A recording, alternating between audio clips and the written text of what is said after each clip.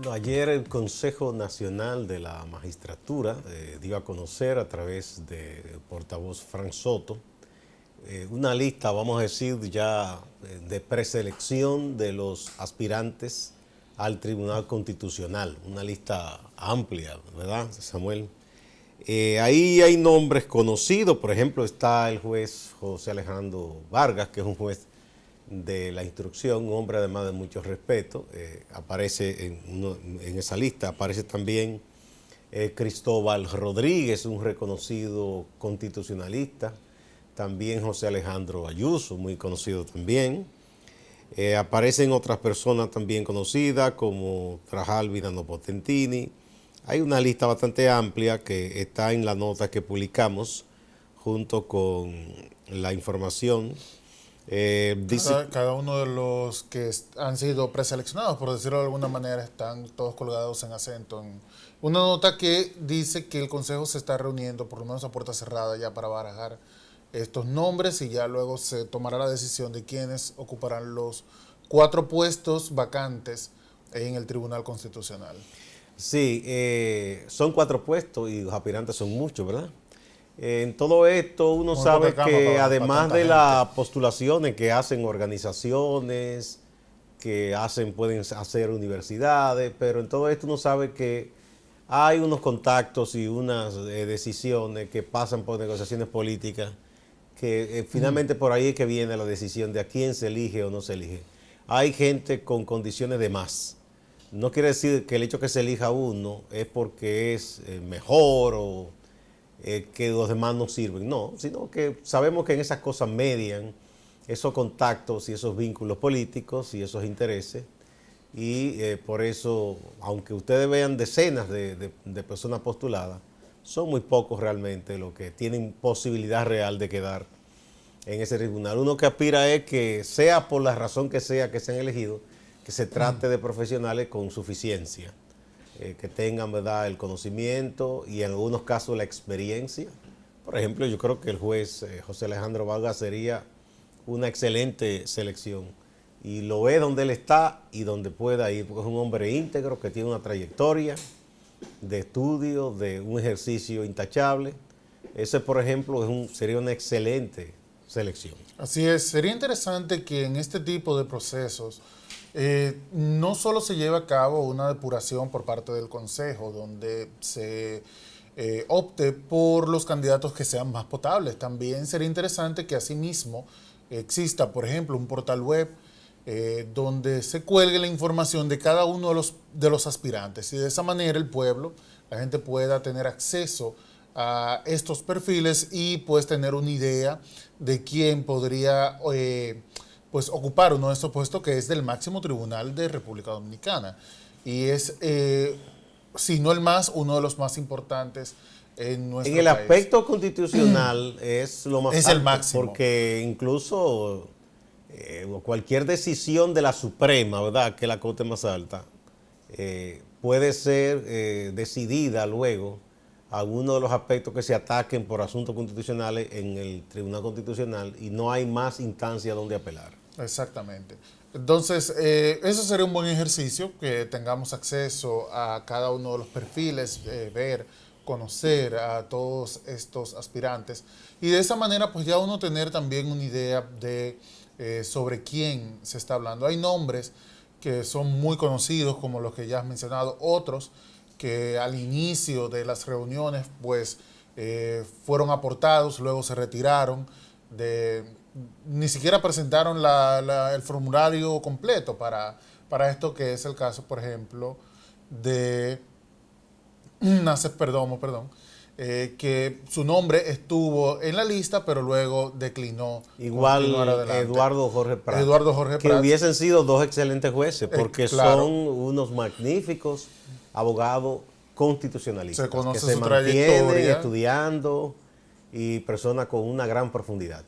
Pero ellos optaron por no aceptar esa postulación en estos momentos. Exacto. Hay otros nombres como el de Dulce Josefina Victoria Yep, por ejemplo, que es hermana de alguien, Sí, o se dice. parece que está emparentada con el senador de María Trinidad Exactamente. Sánchez. No con esto se quiere decir que quizás tenga o no las condiciones para ejercer en el Tribunal Constitucional, pero sería bueno conocer un poquito más de ella, cuál ha sido su trayectoria, y pues no está de más que ese La tipo gente de información tiende se a suministre. como tomar cierta distancia porque vemos, por ejemplo, que hay 2 o 3 familias que en las administraciones del PLD prácticamente han copado áreas del Estado. Entonces, caramba, uno dice, no hay otra persona que no sea alguien emparentado con un dirigente, un legislador PLDista, porque son de las cosas que llaman la atención.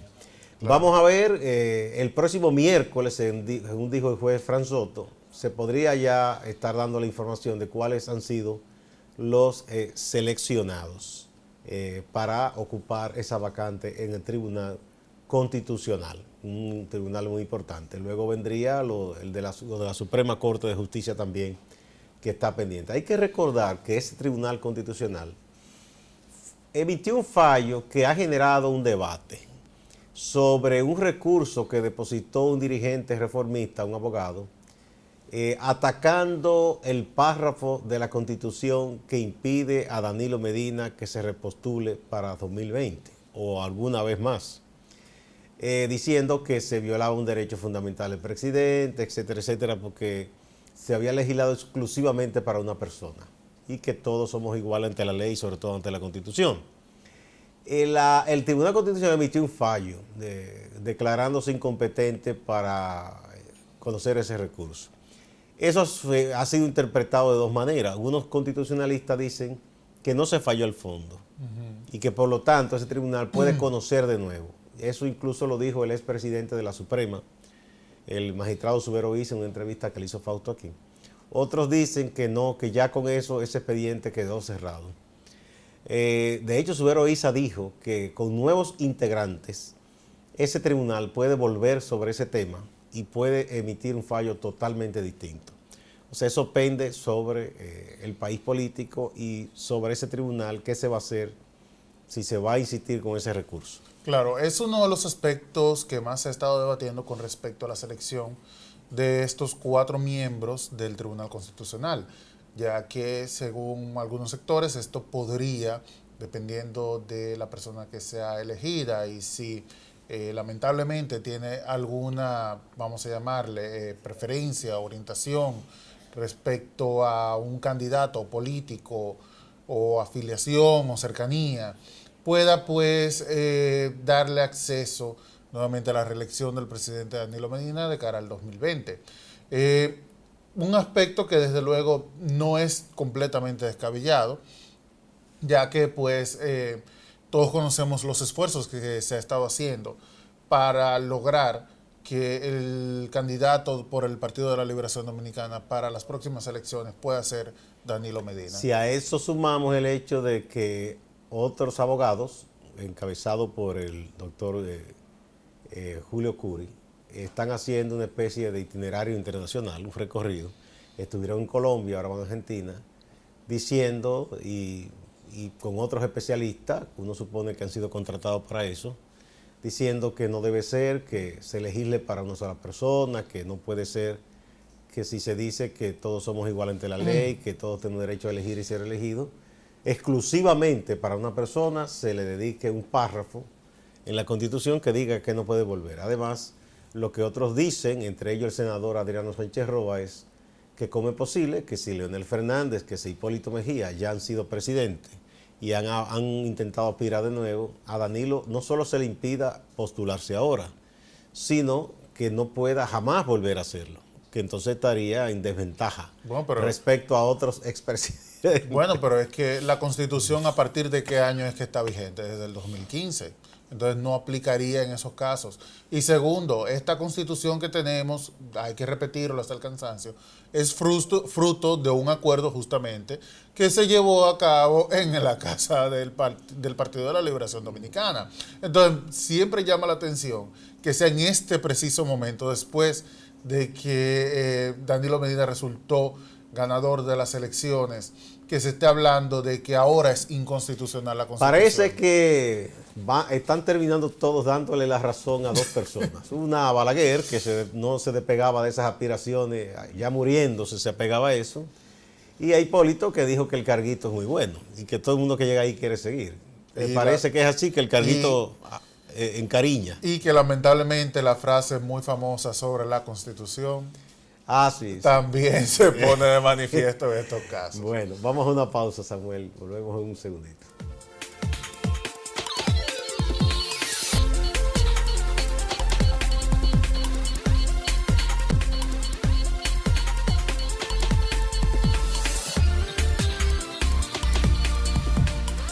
Gracias por continuar con nosotros en Escarbando. Ayer se dio a conocer una información muy importante, Gustavo, y es algo que todos los ciudadanos deben tener acceso, deben conocer, deben estudiar. Y es que el Indotel dio a conocer la Carta de Derechos y Deberes de los Usuarios de Telecomunicaciones. En esta carta, el Indotel, tal como lo dice su nombre, pues explica de manera resumida, tenemos un gráfico colgado en acento, de manera resumida cuáles son sus principales deberes, asimismo sus derechos con respecto a las prestadoras de telecomunicaciones. Nosotros vivimos en un país que ha incrementado sobremanera el acceso a teléfonos móviles, por ejemplo, telefonía de vivienda y acceso a Internet. Y en esta carta justamente pues se da algunas pinceladas sobre cuáles son, primero, los deberes que tiene el usuario. Por ejemplo, no puede hacer remodelaciones. Es uno de los aspectos que toma la carta. Asimismo, como derecho que las personas tienen, por ejemplo, en el caso de un contrato de telefonía móvil, que sus minutos, su Internet, pasan al mes siguiente, una vez concluido el periodo del mes de facturación, hasta por 90 días. Algo que antes era una opción que daban las prestadoras como un servicio extra, dependiendo del plan. Muy discrecional, ahora, según exacto, ella. Ahora es un deber que tiene la prestadora. Igual importante, porque se trabajó mucho en lo que llaman las mesas técnicas. Hubo muchas discusiones entre los funcionarios del Indotel, los representantes de las empresas prestadoras de servicio, y se llegó a lo siguiente. Por ejemplo, antes usted tenía, o hasta el momento, el servicio, ¿no? Y no se sentía conforme, y para usted cancelar el servicio le cobraban una penalidad. Si usted quería cambiarlo o suspenderlo, una penalidad. Y la gente estaba como con esa coyunda, a veces hasta por un año, lo que sea, y terminando era un problema para cambiar de prestadora o cambiar de servicio o quedarse sin el servicio si usted prefería. Ya no, si se demuestra yendo al Indotel y usted dice, mire, no me han cumplido en esto, yendo al departamento de atención al usuario, se puede suspender o cambiar sin que la empresa le pueda cobrar a usted penalidad. Eso es importante. Lo que tú decías de que el usuario no asuma él reparaciones de cosas, ¿verdad? Por ejemplo, exacto, hay un equipo que se daña o lo que fuere. Mira, ahí tenemos un poco resumida en esa ilustración. Exacto, esa es la ilustración que da tanto los deberes de los usuarios como los derechos. Por ejemplo, por mencionar uno, que debe cumplir, y esto obviamente resulta bastante entendible, con los compromisos contractuales que ha adquirido el usuario. Esto, desde luego, tal como señalabas, tiene su pero si el usuario no se siente conforme con el servicio que se le está dando, lo puede prescindir del mismo. Lo importante con esto es que la gente lo conozca, eso está en la página del Indotel, eso se va a publicitar más, y haga uso de ese, porque como decía Juan Bosch, los derechos son como las tuberías, que si tú no las usas se obstruyen. Entonces la gente debe usar, igual que a Proconsumidor, debe reclamar, debe denunciar cuando no se le atiende. La industria de las telecomunicaciones es una de las más importantes en el renglón de economía de servicios en República Dominicana y por tanto necesita que el usuario, que es la generalidad, la mayoría de la población, tenga garantía de derechos. Eso es importante. Así como, por ejemplo, en el caso de Proconsumidor, se obliga a los establecimientos comerciales a que tenga el libro de queja del cliente. Así también hay unos formularios que están en la página del Indotel, en atención al usuario. La gente puede por ahí llenar una queja, ¿verdad? Insistir con su prestadora de servicio cuando entiende que no se le está atendiendo satisfactoriamente o que no se está cumpliendo porque es un contrato de dos partes que usted firma. Así es. ¿Verdad? Eso no es solo válido para la empresa, sino para usted también. Mira, algo importante que está en el gráfico es que a partir de ahora, si no se pensaba de esa manera, los usuarios tienen derecho a una suspensión temporal del servicio.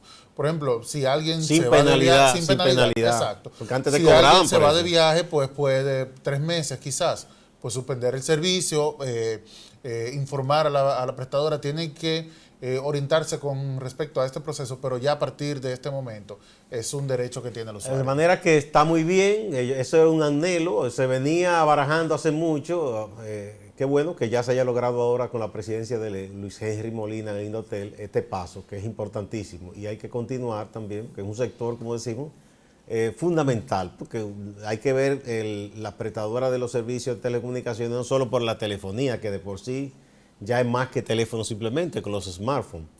Todo lo que tiene que ver con el internet, los servicios de televisión, la data que se usa en empresas que básicamente ese es su basamenta de trabajo, todo eso call center y todas esas cosas.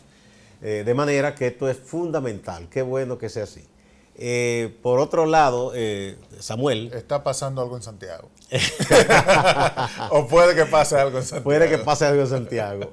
Santiago, hace mucho que hay a quienes habían propuesto una división de la ciudad, que es la segunda ciudad en cuanto a peso económico y social, no en tamaño, que la segunda es Santo Domingo Este, pero todo el mundo sabe el peso económico y social que tiene Santiago, ¿verdad?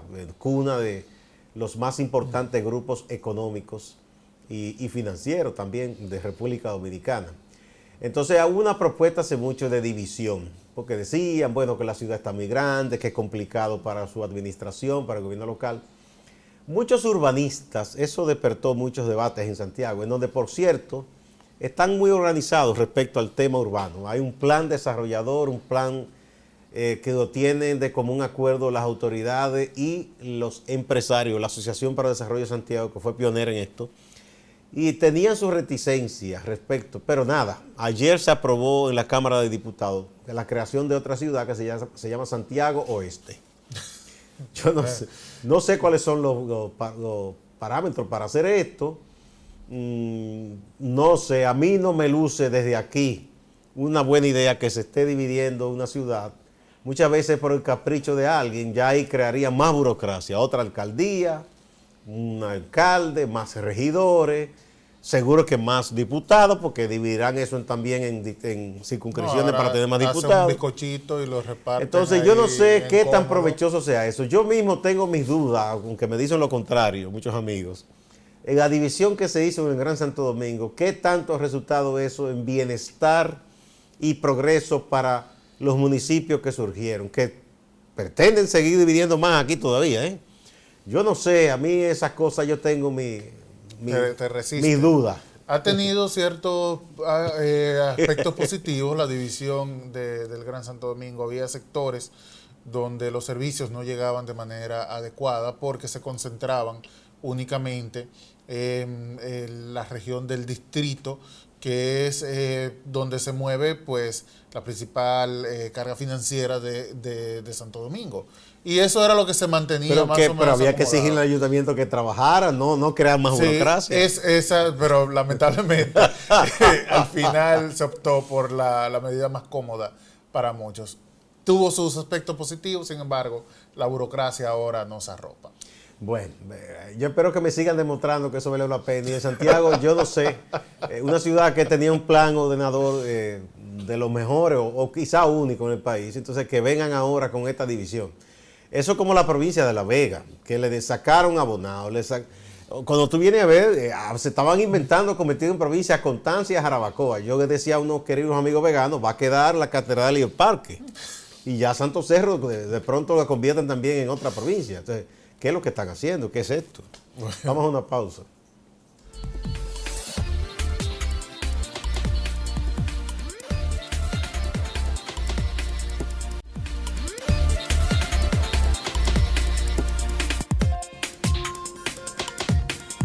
Bueno, una información, Samuel, que hay que tomar como positiva es que la Policía Nacional, el Consejo de la Policía, que se supone que lo preside el Ministerio de Interior y Policía, ¿verdad? Uno Muchas veces se tiende a ver al ministro del Interior no como lo que es el superior más importante en la policía. Siempre se ve al general que ocupa la dirección antes jefatura de la policía. Exacto. Anunció que se contará con una escuela de derechos humanos para la formación de los agentes policiales. Tanto los que son entrenados en lo básico, que son después rasos y cabos, como los que acuden a la academia y salen como oficiales, que eso equivale a unos estudios universitarios. Qué bueno que sea así y qué lamentable que el Instituto de Derechos Humanos, que operó durante muchos años, fue cerrado. Eso fue una malísima decisión. Ahora se abre esta escuela, qué bien, porque los agentes están llamados a conocer la ley para poder trabajar cumpliendo con la ley y tratando de impedir que se viole, pero no para violar la ley.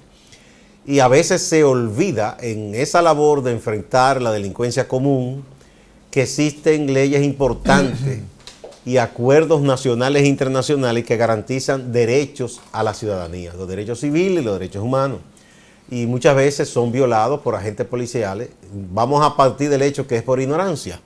Entonces, qué bueno que se le enseñe a trabajar con respeto a los derechos humanos. Exacto, es algo positivo y a la vez lamentable, tal como señalas, que un instituto que estuvo vigente desde el 2001, pues haya sido cerrado. Pero hay que hacer un señalamiento aquí, y es que en los últimos años la Policía Nacional ha sido señalada como una institución que de manera reiterada, por lo menos ciertos agentes han estado violando los derechos humanos de los ciudadanos en República Dominicana.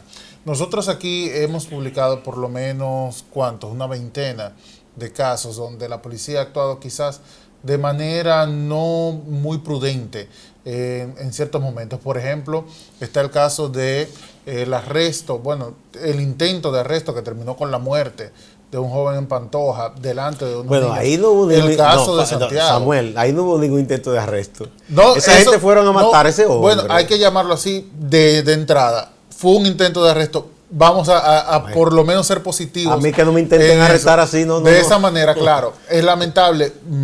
Uno tiene constancia de lo que ocurrió debido a que se grabó un video. Se dijo en un principio que había sido durante un intercambio de disparos. Sin embargo, la actitud de la persona que iba a ser aprendida, hay que decirlo, Gustavo, lamentablemente, y que resultó muerta, pues da cuenta de que estaba en toda la disposición de ser detenido.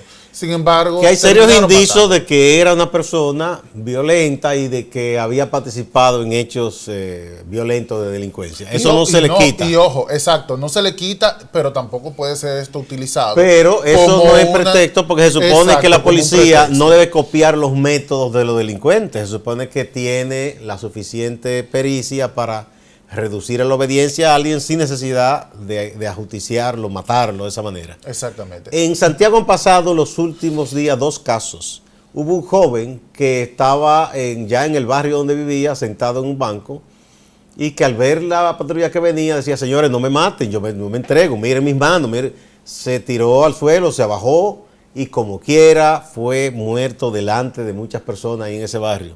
Y en el caso anterior que tú mencionaste, delante de 2 niños mataron a ese hombre. Bueno, y en Santiago también, donde resultó herida una niña de 2 años. Ese es otro caso que dicen que ese hombre era buscado. Entraron a la habitación con todo, y pese a que había otra señora que dijo: señores, no, él está ahí, atrápenlo, pero nada, ajusticiado, acribillado, y por poco muere esa niña también. Exacto. E hirieron a otra señora también. Entonces, esa no es la actuación de una policía, eso es la actuación de una banda de delincuentes. Entonces, eso habla muy mal de una institución que no debe ser su proceder.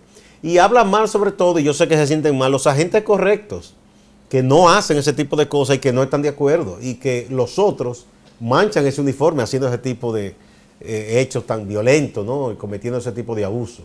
Así que qué bueno que se enseñe a los agentes qué son los derechos humanos y que se deben respetar. Eso es importante. Pero más que nada también, Gustavo, ahora debería exigírsele, ya por formación, desde luego, a los agentes que una vez que detengan a una persona, por ejemplo, también publicamos el video donde una persona fue detenida durante un operativo Y al final del video, la persona, el agente encargado decía, si hay que matarlo, lo matamos y ya.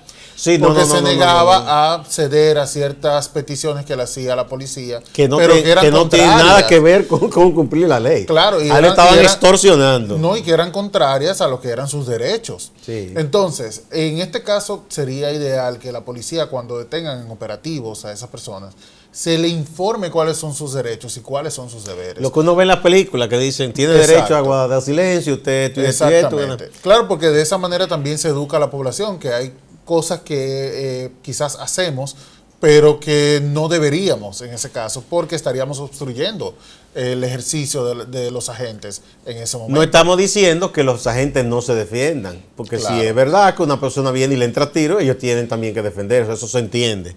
Pero los casos que hemos visto no son personas que se han resistido al arresto, sino que la policía los ha matado. Entonces eso así no pueden ser las cosas, ¿no? Porque la gente se olvida de algo.